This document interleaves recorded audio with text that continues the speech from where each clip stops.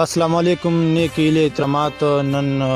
یو ځل بیا د فیسبوک په پاڼې باندې تاسو ته مخامخ یو راغلی یو د لکی مروت زنګي خیل په خاوره باندې. نن یو داسې ما امزوله او ما کلاس ویلو ما سره مخامخ ناسته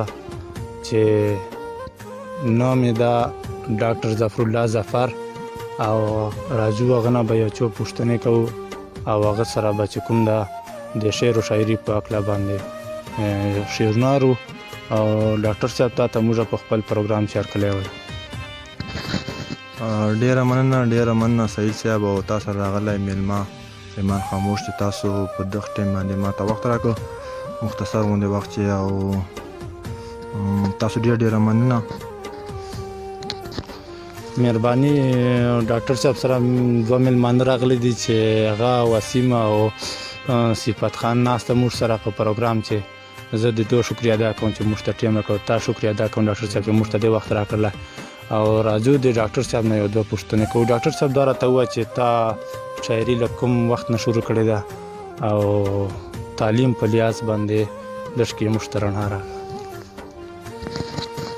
نو بری خانه تا د شاعري باره چې پوښتنه وکړه شاعري خو چې موږ په شابت پیدلی او ساز ماریدلی د موږ شاعري سره شوق شروع سلی ده. د شاعري آغاز موږ تقریبا غالبا ځوان چې 2017 راسې اټوي چې ما شاعري کلام اخیستی ده. 2017 راسې زه شاعري کوم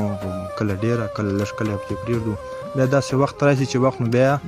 ورته مجبور کړي او ورته ایثار مو کړي نو بیا وخت سره چلیږي.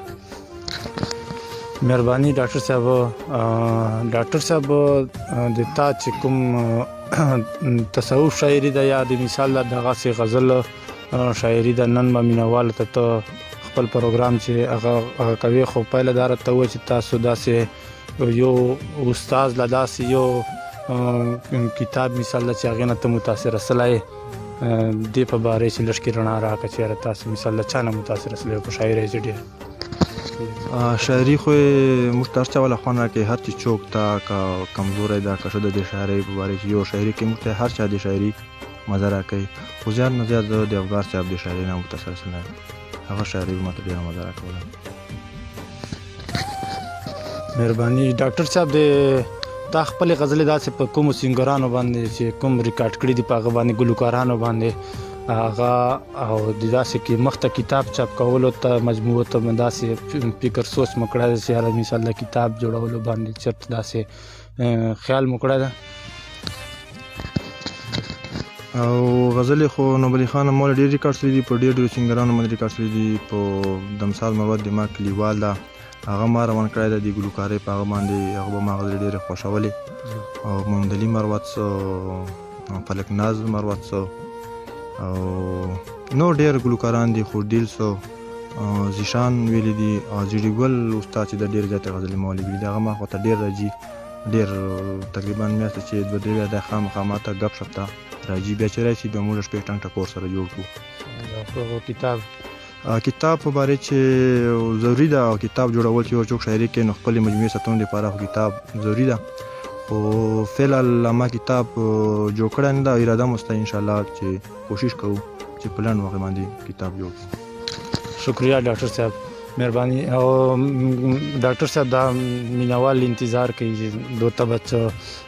شاعري په اړه باندې یو څو شعرونه غزل هغه کوي مینوالو زه دته په خپلو شعرونو باندې ډاکټر صاحب ته بلنه کوم. ډاکټر صاحب وایي زړه پاگل یې چې زاړه وختونه غواړي زړه پاگل یې چې زاړه وختونه غواړي جوړه بیا ځان ته لمبې ورونه غواړي. مننه جی. او چې بهار وتا په ګل نخرې کولې خاموش صاحب چې بهار وتا په ګل نخرې کولې اوس خزان کې رانه سره ګلونه غواړي. مننه جی. او لږ خوندونه ډېر غمونه یې چې درکړل ته بې ننګه رانه بیا خوندونه غواړې او ما سایل مروت خو غرونه په نصیب دي ته د یار په سنګل پاس خوبونه غواړې. مننه جی. او زه په دې خپلو شعرونو باندې ډاکټر صاحب ته بلنه کوم چې هغه موږ ته خپل کلام ډالۍ کړي. ډېره نو بلی خانه ډېر زبردست ډېر خواږه شعرونه ویل ډېره مزه یې وکړه چونکې وخت مازدیګر ده نو زه به د مازدیګر په والي سره غزل ته ووایم مطلب داسې ده چې راځه راته د کلي کړه بسیا مازدیګري راځه راته د کلي کړه بسیا مازدیګري نور نه تیریږي یاره بې له تا مازدیګري راځه راته د کلي کړه بسیا مازدیګري نور نه تیریږي یاره بې له تا مازدیګري دا مازدیګري ټکی موږ د مروتو علاقې ټکی ده د دې زمدي کولو لپاره ما مازدیګری لګولی ده زه لا پورې د کلي مازدیګر په خوند پوه نه شوم زه لا پورې د کلي مازدیګر په خوند پوه نه شوم ما واړه عمر تیر کړل په ژړا مازدیګري زه لا پورې د کلي مازدیګر په خوند پوه نه شوم ما واړه عمر تیر کړل په ژړا مازدیګري